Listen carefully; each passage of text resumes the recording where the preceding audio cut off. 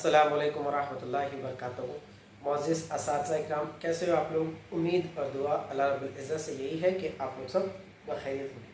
चलिए बढ़ते हैं आज के इस वीडियो की ओर। आज के इस वीडियो में क्या ख़ास होने वाला है। आज हम लोगों ने कुछ सवालात लिए हैं, जैसे कि मैंने कल एक वीडियो आप लोगों को जो तो बनाकर पेश किया हूँ और उससे बहुत सारे असातिज़ा जो तो फ़ायदा उठा रहे हैं और इंशाल्लाह आगे भी जो तो उठाएंगे, क्योंकि वो पूरा जो गाइडलाइन है वो महाराष्ट्र शासन की तरफ से जो एक PDF आया था, जो पवित्र पोर्टल की कार्य पद्धति है उसके मुताबिक जो तो वो बनाया गया है और मैंने उसी को जो तो एक्सप्लेन करके जो तो अपलोड किया हूँ। आप लोगों का प्यार बहुत मिला, आप लोगों ने बहुत सारी चीज़ें जो तो उससे सीखी होंगी और आपकी परेशानी को जो तो आप लोगों ने उससे हल किया होगा। यही अल्लाह रब्बुल इज़्ज़त से जो तो हम लोग उम्मीद कर सकते हैं। बहरहाल आज सुबह से जो तो मैं व्हाट्सअप के ऊपर जो तो बना हुआ था, या मेरा जो व्हाट्सअप का इनबॉक्स है इसमें भी जो तो आप लोगों ने भरपूर सवालात जो तो भेजे हैं, या यूँ कह लिया जाए कि उस वीडियो के कमेंट में भी जो तो आप लोगों के बहुत सारे सवालात थे।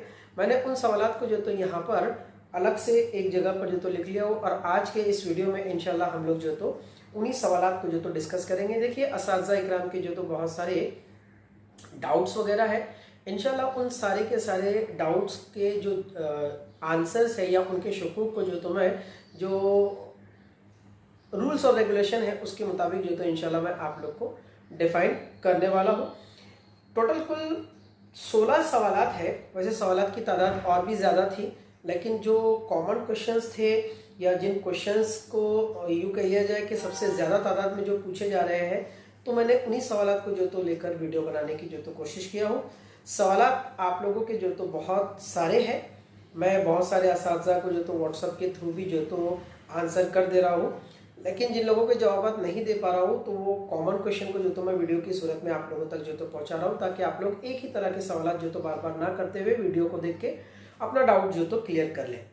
गाइस, सबसे पहले तो वेलकम है आप लोगों का मेरे इस educational YouTube channel let's crack it with Shaikh sir पर। जो भी इस चैनल पर नए हैं, चैनल को सब्सक्राइब कर लीजिए, क्योंकि पवित्र पोर्टल से लेकर तो आपका सिलेक्शन होने तक पूरा का पूरा प्रोसेस आप लोगों को वीडियो के थ्रू, वीडियो के माध्यम से या वीडियो के ज़रिए से मैं आप लोगों तक जो तो ज़रूर पहुंचाऊंगा। और जो भी अपडेट है टेट की, सीटेट की, महा TET की, तो इंशाल्लाह उसके ताल्लुक से भी आप लोगों को पूरा गाइडेंस मेरे इसी यूट्यूब के थ्रू जो तो किया जाता है। तो गाइस, आप लोग वीडियो को लाइक ज़रूर कीजिए, लिंक को अपने दोस्तों तक इसलिए भी पहुँचाए क्योंकि अगर ये सवालात आपके हैं तो बहुत बारीकी से इसको जो तो देखिए, और अगर आपका सवाल नहीं है तो आपके किसी न किसी दोस्त का सवाल ये ज़रूर हो सकता है। तो आप लोग ये लिंक आगे इसलिए भी जो तो शेयर कीजिए ताकि आपके एक फॉरवर्ड की वजह से किसी ज़रूरतमंद की ज़रूरत जो तो मुकम्मल हो सके और आप सदका जारिया का ज़रिया जो तो बन सके। बहरहाल, आपका अगर कोई डाउट अगर है इस पर भी, तो आप लोग चैट बॉक्स में उसको जो तो लिख दीजिए, इंशाल्लाह मैं आप लोग को उसका भी आंसर जो तो देने की कोशिश करूंगा। ठीक है, तो आइए हम लोग पहले सवाल की ओर बढ़ जाते हैं। पहला सवाल जो तो यहाँ पर प्रश्न लिया गया है, टोटल 16 सवाल डिस्कस करूंगा, वीडियो थोड़ा लेंथी होगा, लेकिन आप लोग पेशेंस बना के रखिए। आप लोग को सारे के सारे सवाल के जवाब इंशाल्लाह बिल्कुल हकीकत की रोशनी में जो तो मैं दे पाऊंगा, रूल्स और मतलब जो GR वगैरह उसके रोशनी में आप लोग को जो तो मैं दे पाऊंगा। देखिए, पहला सवाल, फर्स्ट क्वेश्चन है कि मेरे मार्क्स डैश डैश है, मतलब एक्स कोई फिगर जो तो ले लीजिए, मेरा फर्स्ट राउंड में हो जाएगा क्या। ठीक, बहुत सारे असातिज़ा तो ये सवाल पूछ रहे हैं कि सर मेरे जो तो फॉर एग्जांपल 95 मार्क्स है, 85 मार्क्स है, या 73 मार्क्स है, या XYZ और भी कुछ मार्क्स है, तो क्या मेरा फर्स्ट राउंड में जो तो हो जाएगा क्या। बहुत कॉमन सवाल है असातिज़ा के दिल में, उनके जहन में, उनके दिमाग में, बेचारों के दिल में यूँ कह लिया जाए कि एक डर और एक कन्फ्यूजन जो तो बना हुआ है कि क्या मेरा हो पाएगा या नहीं हो पाएगा। तो गाइज, मैं आप लोग को बता दूं कि अभी फ़िलहाल ये बात का कहना बहुत मुश्किल है। जितनी वैकेंसी आई है उसके अकॉर्डिंग जो तो अभी merit list, cut off list जो तो आनी बाकी है। कट ऑफ लिस्ट जो तो आ जाएंगी तो उसके बाद में हम लोग कह सकते हैं कि मेरिट जो तो कितना गिरेगा। तो ये बात का जवाब अभी देना जो तो मुश्किल है। वैसे जाहिरात जो तो आ चुकी है, लेकिन मेरिट अभी कितना गिरेगा, जैसे कि हम लोगों ने कल की वीडियो में देखा कि टेट के अंदर या टेट के फॉर्म में करीब 2,28,808 टीचर्स ने जो तो फॉर्म भरा था, जिसमें 2,11,305 लोगों ने जो तो एग्जाम्स दिया, और इतने ही लोगों के लिए जो तो सेल्फ सर्टिफाइड का जो तो ऑप्शन दिया गया था। बहरहाल, अब उसमें से कितने लोगों ने सेल्फ सर्टिफाइड किया है और सेल्फ सर्टिफाइड करने के बाद अब उनके मार्क्स क्या है, उस बेसिस के ऊपर जो तो उसको अरेंज किया जाएगा। और अरेंज करने के बाद में ये देखा जाएगा कि किस कैंडिडेट का कितना मेरिट रैंक जो तो गिर रहा है। इट मीन्स कौन सी वैकेंसी के लिए कितना जो तो आ रहा है। वैसे अभी ये इतनी ज़्यादा वैकेंसी जो तो शो नहीं हुई है क्योंकि पूरी कास्ट की जो तो आई है, या कहीं ना कहीं ओपन की बहुत नॉर्मल सी बहुत कम वैकेंसी जो तो आई है। बहरहाल दूसरे प्रश्न की ओर बढ़ते हैं। दूसरा प्रश्न है कि सर मेरे डिस्ट्रिक्ट में कम वैकेंसी आई है, क्या मैं सेकेंड राउंड के लिए वेट करूं? देखिए, अगर मैं आपको कहूँ कि सेकेंड राउंड के लिए आप वेट करें आपके डिस्ट्रिक्ट को पाने के लिए, तो ये सबसे बड़ा रिस्क है। इट मीन्स आपको जो तो रिस्क उठाना पड़ेगा। अगर आप ऐसे करते हैं तो इसके लिए भी आपको अभी जो फिलहाल राउंड चल रहा है, इस राउंड में आप लोग को कम से कम एक प्रेफरेंसेस जो तो जनरेट करना होगा। और उन असातिज़ा से मेरी मौतदेवाना गुजारिश है, ख़ासतौर से गर्ल्स हजरात से या जो लेडीज़ है उन लोगों से, कि जहाँ पर आप लोगों को जाना है वहीं का प्रेफरेंस जो तो लॉक करें, जहाँ पर आपको जाना नहीं है वहाँ का प्रेफरेंसेस लॉक ना करें। क्योंकि अगर आप लॉक करोगे आपका सिलेक्शन हो जाता है, लेकिन अगर आप वहाँ पर नहीं जाते हो तो वो एक सीट जो है तो बिल्कुल ख़राब हो जाती है। दूसरा जो हकदार है पहले ही राउंड में, उसका ना होते हुए वो सीट वैसे की वैसी सेकेंड राउंड के लिए रिजर्व हो जाती है। तो बहरहाल आप लोगों को जहाँ जाना है वहीं की सीट के लिए जो तो उसका प्रेफरेंस जो तो आप चूज़ करें। मौद्देमाना गुजारिश है, हम लोगों ने पवित्र पोर्टल 2022 में भी आप लोगों से ये रिक्वेस्ट किए थे और आज भी जो तो आप लोगों से यही रिक्वेस्ट कर रहे हैं कि जहां आपको जाना है वहीं का प्रेफरेंस जो तो आप लॉक करें। और लेडीज़ के साथ साथ गर्ल्स के साथ साथ जेंट्स से भी जो तो यही रिक्वेस्ट है कि आप लोग को जहाँ जाना है वहीं का प्रेफरेंस जो तो लॉक करें। बस अपना ज़ाती फ़ायदा देखने के लिए किसी ज़रूरतमंद का नुकसान कर देना ये अखलाकियत नहीं है। ये बात आप जानते हैं, बखूबी आप लोग को समझाने की ज़रूरत नहीं है। बहरहाल अगर आप लोग को आपके डिस्ट्रिक्ट में अगर लगना है तो आप लोग को सेकेंड राउंड के लिए अगर आप लोग वेट कर रहे हो तो ये रिस्क है, क्योंकि सेकेंड राउंड में आपके डिस्ट्रिक्ट में वैकेंसी बढ़ेंगी या कम होंगी ये हम लोग श्योरली नहीं कह सकते। वैसे रिस्क है, आपका ज़ाती फैसला है, आपको जो तो इसको लेना होगा। लेकिन अभी फर्स्ट राउंड के लिए आप लोग को कम से कम एक प्रेफरेंस भी तो जनरेट करना पड़ेगा। अगर आप नहीं करते हो तो एक भी प्रेफरेंस अगर आप लोग जनरेट करके लॉक नहीं करते हो तो सेकेंड राउंड से आप लोग डिस्क्वालीफाई हो जाओगे। इस बात का खास ख्याल रखें। तो इस राउंड में आप लोग को कम से कम एक वैकेंसी भी तो या एक प्रेफरेंस भी तो आप लोग को जो तो जनरेट करना ज़रूरी है। ठीक, तीसरा सवाल हमारा इसी पर है कि प्रेफरेंसेस कितने लॉक करें। ठीक, तो आप लोग को बता दूं कि पवित्र पोर्टल के ऊपर दो तरह की वैकेंसी आई है, एक है विद इंटरव्यू और एक है विदाउट इंटरव्यू। विद इंटरव्यू का मतलब होता है 9वीं से 12वीं की वैकेंसी, और विदाउट इंटरव्यू का मतलब होता है पहली से 8वीं की वैकेंसी। और पहले से 8वीं की वैकेंसी जो टीएटी सीटीटी पास होते हैं उनके लिए होती है। इसमें भी दो तरीके की वैकेंसी होती है, पेपर फर्स्ट यानी 1st to 5th के लिए, और पेपर सेकेंड यानी 6 to 8 के लिए। तो गाइज आप लोग जो पहली से 8वीं तक के प्रेफरेंसेस यानी कि विदाउट इंटरव्यू वाले जो वैकेंसी आप अगर लॉक कर रहे हो तो उसमें आप लोग ज़्यादा से ज़्यादा 100 प्रेफरेंसेस को जो तो लॉक कर सकते हो।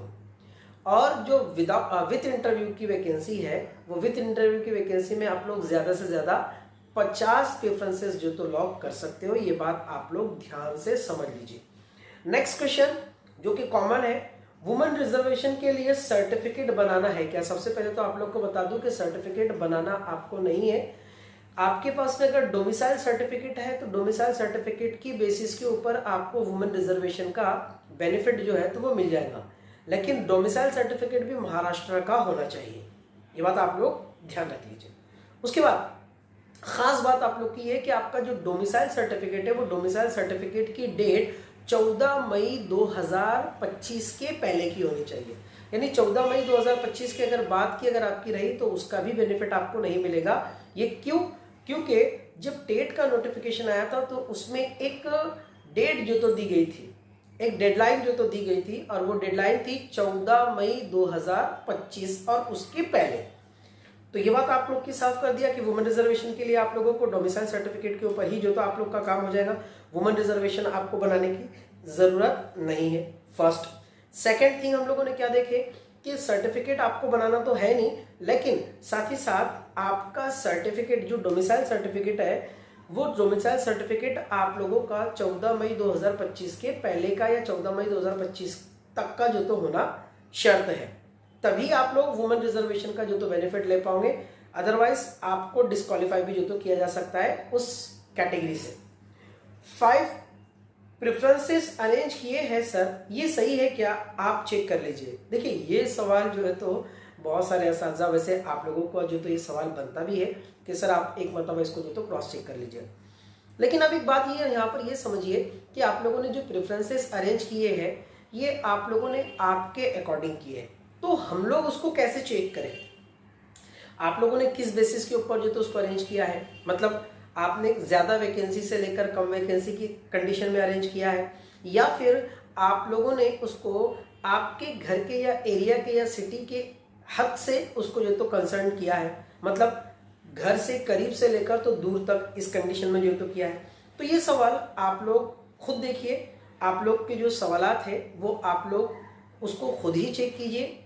अगर आप लोग को मशवरा लेना है तो आपके घर में आपके अम्मी अब्बू भाई बहन दोस्त या फिर आपके हस्बैंड या और भी XYZ आपके कोई रिश्तेदार जो तो हो सकते हैं, क्लोज फ्रेंड हो सकते हैं, जिनसे आप ये मशवरा कर सकते हो।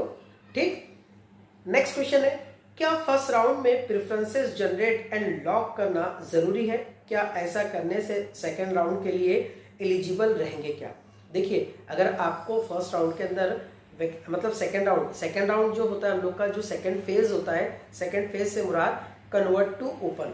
तो जो कन्वर्ट टू ओपन राउंड होता है वो कन्वर्ट टू ओपन राउंड के लिए अगर आपको एलिजिबल अगर होना है तो उसके लिए आपको सबसे पहले जो तो क्या करना पड़ेगा, ये जो राउंड जो चल रहा है अगर इसमें आपको प्रेफरेंसेस आए हैं तो आपको एटलीस्ट कम से कम उसमें एक प्रेफरेंस भी तो आपको जनरेट करना पड़ेगा, तभी आप लोग वो कन्वर्ट टू ओपन राउंड जो सेकेंड रहेगा उसके लिए एलिजिबल हो पाओगे। अगर आपने इस राउंड में एक भी प्रेफरेंसेस जनरेट नहीं किया है, एक भी प्रेफरेंसेस लॉक नहीं किया है और आप ये उम्मीद लगाकर बैठे हो कि हम लोग convert to open round second phase के लिए एलिजिबल होंगे, तो ऐसा नहीं है, आप लोगों को सीधा डिस्क्वालीफाई कर दिया जाएगा।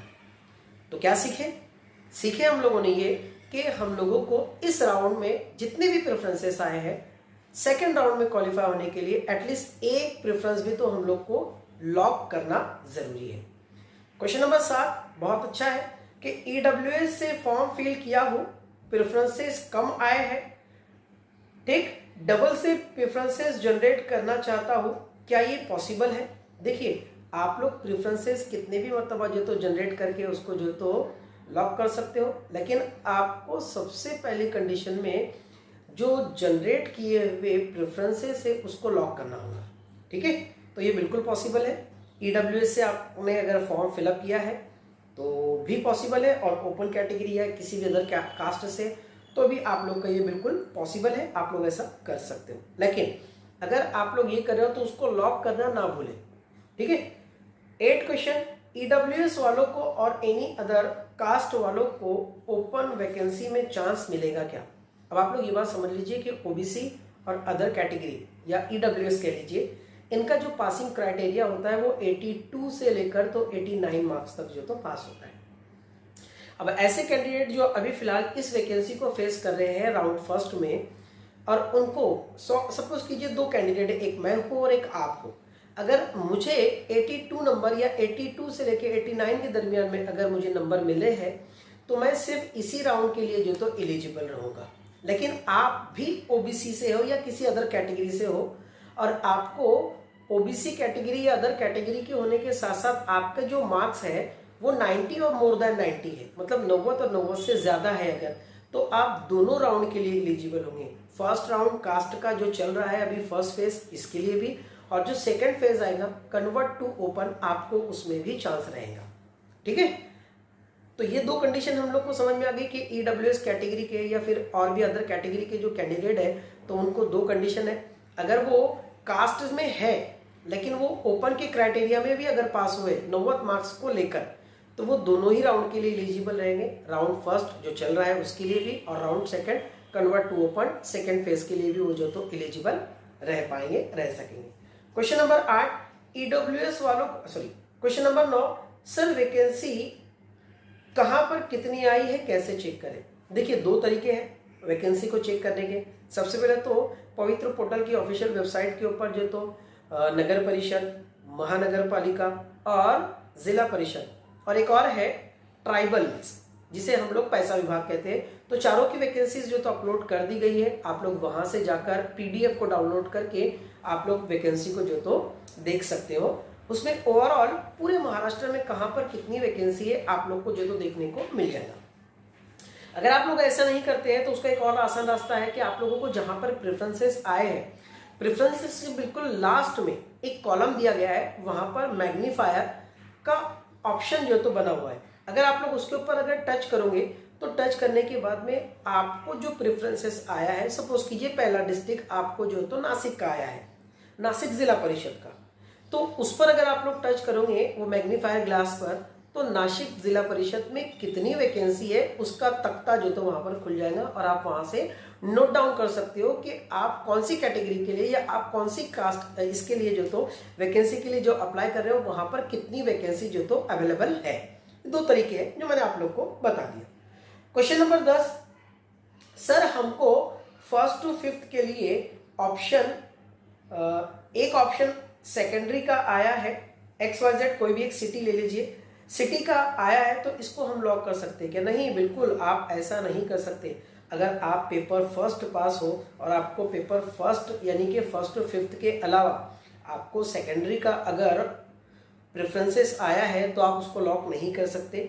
उसकी दो रीजंस ये है कि पहली रीजन तो आपका जो है तो एजुकेशन क्वालिफिकेशन उतना नहीं है जिसके मुताबिक आप उसको जो तो लॉक कर सकते। दूसरी बात, महाराष्ट्र राज्य परीक्षा परिषद ने जो है तो जो पीडीएफ मैंने कल जिसका एक्सप्लेन किया हो उसमें ये बात को साफ किया है कि हो सकता है शायद कि कुछ टेक्निकल एरर की वजह से या कुछ मिस की वजह से वो आपको रॉन्ग इन्फॉर्मेशन जो तो आ चुकी हो या रॉन्ग प्रेफरेंसेस आपको जो तो आ गए हो, तो आप लोगों को ऐसे प्रेफरेंसेस को लॉक करना नहीं है।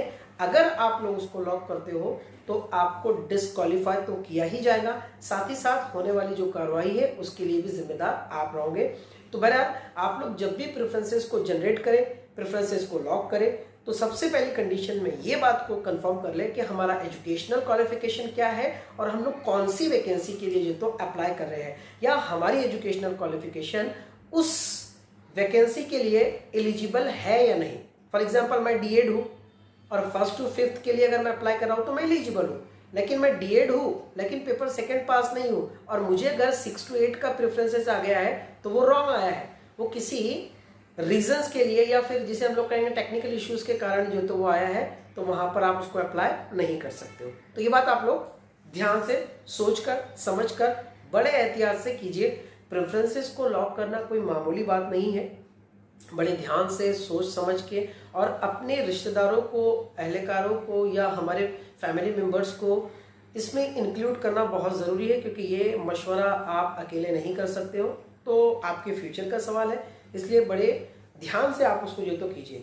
सवाल नंबर 11, सर मुझे सेकेंड राउंड के लिए वेट करना चाहिए क्या? देखिए, आप अगर ये सोच रहे हो कि फॉर एग्जांपल आप XYZ किसी एक डिस्ट्रिक्ट से हो और वहाँ पर वैकेंसी अभी कम आई है, अब कन्वर्ट टू ओपन राउंड के अंदर जो तो वैकेंसी बढ़ने के इम्कान ज़्यादा होते हैं। आप सोच रहे हो कि मेरे डिस्ट्रिक्ट में जो तो ज़्यादा वैकेंसी बढ़कर आए और मैं तब अप्लाई करूँ, तो ये रिस्क है, आप लोगों को खुद उठाना है।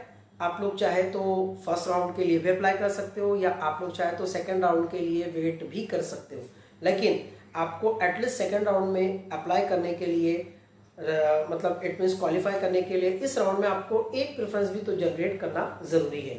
ठीक। Question number 12, sir unaided preferences को सिलेक्ट करना चाहिए या नहीं करना चाहिए, इसके लिए गवर्नमेंट पे करती है या नहीं करती है? अब आप लोग दो बात समझ लीजिए, एक होता है एडेड और एक होता है अनएडेड। एडेड का मतलब होता है फुल्ली ग्रांटेड और अनएडेड का मतलब होता है फुल्ली नॉन ग्रांटेड।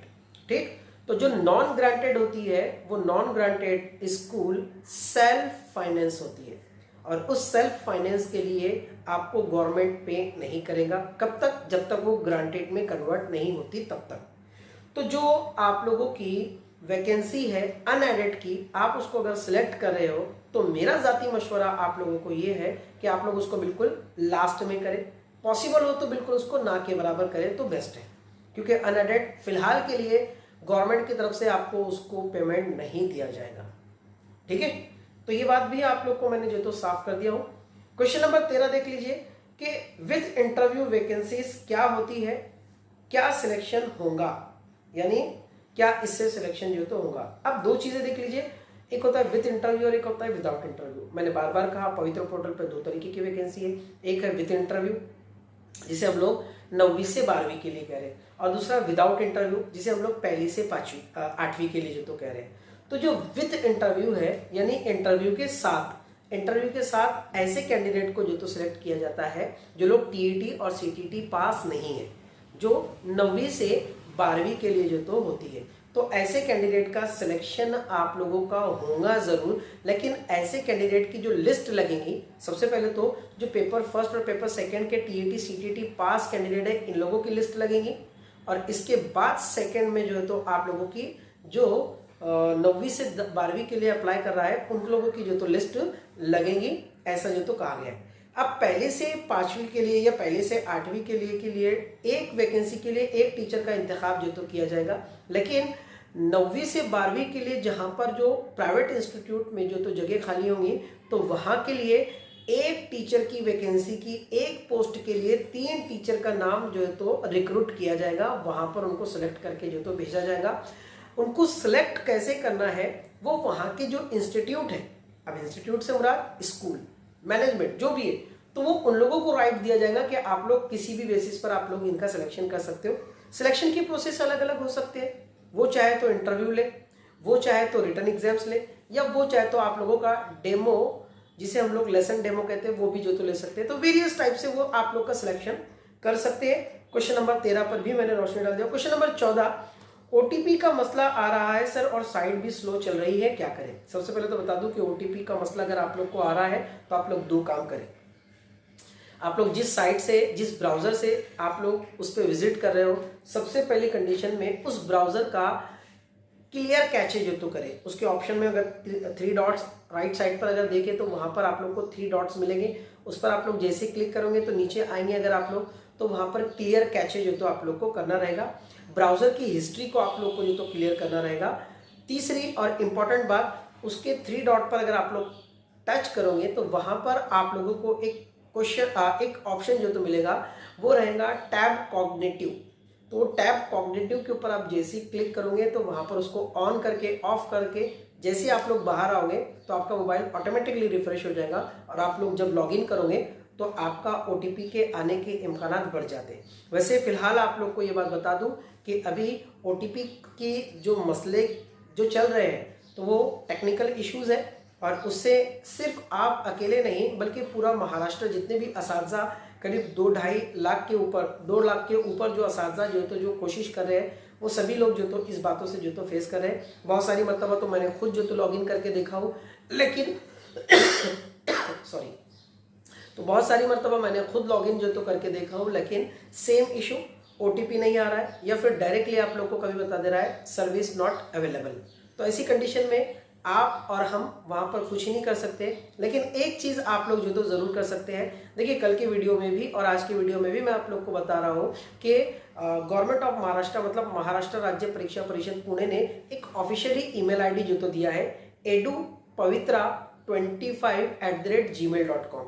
तो आप लोग उसका स्क्रीनशॉट निकालिए और कसीर तादाद में आप लोग जो ओटीपी नहीं आ रहा है, जो साइट एरर हो रही है, जो भी चीजें हो रही है, आप उस साइट के ऊपर आपके रजिस्टर ईमेल आईडी से जो तो मेल जरूर करें, ताकि महाराष्ट्र गवर्नमेंट महाराष्ट्र जो पवित्र पोर्टल को हैंडल करने वाली जो टीम है वो लोगों को ये बात पता चले कि वाकई में ये जो तो टेक्निकल इश्यूज जो तो आ रहा है, पॉसिबल है शायद कि आप लोगों की जो डेट है वो आगे भी बढ़े, लेकिन अभी फिलहाल ऐसा कोई जजमेंट नहीं है कि डेट बढ़ी है, शायद बढ़ सकती है ज्यादा तादाद में अगर ईमेल जाए तो। ठीक, अगला सवाल, sir BA BEd ATD teacher को आर्ट्स के प्रेफरेंसेस आए हैं मगर वो टीचर टीईटी और सीटीटी पास नहीं है, तो क्या ऐसे प्रेफरेंसेस को लॉक करना चाहिए? देखिए सबसे पहले क्वालिफिकेशन समझ लीजिए, बीए बीएड ये भी है और उसके साथ साथ एटीडी भी जो तो करे हुए, ठीक है। अब एटीडी के लिए जो तो आर्ट्स टीचर जो तो होता है, अब वो टीईटी सीटीटी पास नहीं है लेकिन उसको आर्ट्स के प्रेफरेंसेस आए हैं, तो वो प्रेफरेंसेस को जनरेट कर सकता है, लॉक कर सकता है। बिल्कुल आप लोग का सिलेक्शन अगर वहां पर आपका मेरिट अच्छा रहा तो हो सकता है। कंडीशन क्या? आपने तो कहा सर अभी कि आप BA B.Ed है तो TET CTET कंपलसरी है, लेकिन वो किसके लिए? पहली से 8वीं के लिए। मैंने एक सवाल ऐसा भी देखा कि एक टीचर ने जो तो ये कहा कि सर 5वीं से 6ठी से 8वीं के लिए तो मुझे प्रेफरेंसेस आया है ATD का, लेकिन मेरा जो क्वालिफिकेशन है वो TET CTET पास नहीं है, तो क्या मैं कर सकता हूँ? बिल्कुल कर सकते हो, क्योंकि आप ATD टीचर हो और ATD teacher, BPED teacher, craft teacher, ये सारे के सारे टीचर्स को TET और CTET की लागू या TET CTET जिनको जो तो कंपलसरी नहीं है, लेकिन आपको वो ATD की बेस के ऊपर जो तो प्रेफरेंस आया है, ना कि BA B.Ed की बेसिस पर। तो ATD की बेसिस के ऊपर आप उसको अप्लाई कर सकते हो, आपने करना चाहिए। अल्लाह ने चाहा तो शायद आपका सिलेक्शन वहां पर हो जाए। आखिरी सवाल वो ये है कि प्रेफरेंसेस को लॉक करने के बाद अनलॉक कर सकते हैं क्या? बिल्कुल कर सकते हैं। आपने जो प्रेफरेंसेस को जनरेट किया है, जनरेट करने के बाद रीअरेंज किया है और रीअरेंज करने के बाद फिर आपने उसको जो तो लॉक किया है, तो लॉक करने के बाद अगर आपको ऐसे लगता है कि इसमें कुछ मिस हो गया है या इसमें कुछ छूट गया है, या नॉर्मल सी बात है कि क्वेश्चन इट मीन्स डिस्ट्रिक्ट को जो तो आपको मैनिपुलेट करना है, आगे पीछे जो तो आपको उसको अगर करना है, तो आप लोग पहले जो लॉक किए हुए प्रेफरेंसेस हैं उसको अनलॉक कीजिए। अनलॉक करने के बाद उसको डिलीट कर दीजिए। डिलीट करने के बाद आप लोग नए प्रेफरेंसेस को जनरेट कीजिए। यहाँ पे 2 कंडीशन आती है, आप लोग चाहे तो वही के वही उसको जो तो सीक्वेंस चेंज भी कर सकते हो, ये फर्स्ट। सेकंड, लेकिन अगर आपको नहीं करना है तो आप उसको डिलीट कर दीजिए और डिलीट करने के बाद नए से प्रेफरेंसेस को जो तो आप लोग जनरेट कीजिए। नए से जनरेट करने के बाद में उसको रीअरेंज कीजिए और रीअरेंज करने के बाद आपको उसको लॉक करना कंपलसरी है। अगर आप लॉक नहीं करोगे और सोचोगे कि हो गया है, तो ऐसा नहीं होता है, आप डिस्क्वालीफाई हो जाओगे, आपको पात्र नहीं माना जाएगा। तो ये सारे सवाल थे जो आप लोगों के गोशे गुजार जो तो मैंने पेश करना था। आप लोगों का और भी कोई डाउट, कोई सवाल, कोई परेशानी, कोई क्यूरी है तो आप लोग चैट बॉक्स में ज़रूर लिख दीजिए। इंशाल्लाह आप लोग को आपके सवाल के जवाब जो तो मिल जाएंगे। गाइज मैं बहुत बहुत माफ़ी चाहूँगा कि आप लोगों के कॉल रिसीव नहीं कर पा रहा हूँ। उसके 2 वजह है। सबसे पहले तो तबीयत भी साथ नहीं दे रही है, और दूसरा सबसे इम्पोर्टेंट चीज़ है कि एक ही तरह के सवाल के जवाब दे देकर हम लोग भी जो तो इरिटेट हो जाते हैं। तो कुछ अलग अगर सवाल है तो हम लोग उसका आंसर जो तो कर देते हैं। वैसे बहरहाल व्हाट्सएप के थ्रू, चैट्स के थ्रू जो तो मैंने बहुत सारे के सवाल के जवाब दिया हूँ, और इस वीडियो के थ्रू तो पूरा ही पोस्टमार्टम जो तो वैकेंसी का इंशाल्लाह हम लोग कर ही रहे हैं। आगे भी आप लोगों के सवाल के जवाब ऐसे ही देते रहूँगा। चैनल को सब्सक्राइब ज़रूर कर लीजिए, वीडियो को एक लाइक जो तो ज़रूर कीजिए, और लिंक अपने दोस्तों तक ज़रूर पहुँचाइए। और अगर आपका कोई डाउट है तो चैट बॉक्स में आप लोग इसको ज़रूर लिख दीजिए। दुआ का तालिब, आपका दोस्त, आपका खादिम शाकिर शेख सर। मिलते हैं अगले वीडियो में, तब तक के लिए अल्लाह हाफिज़।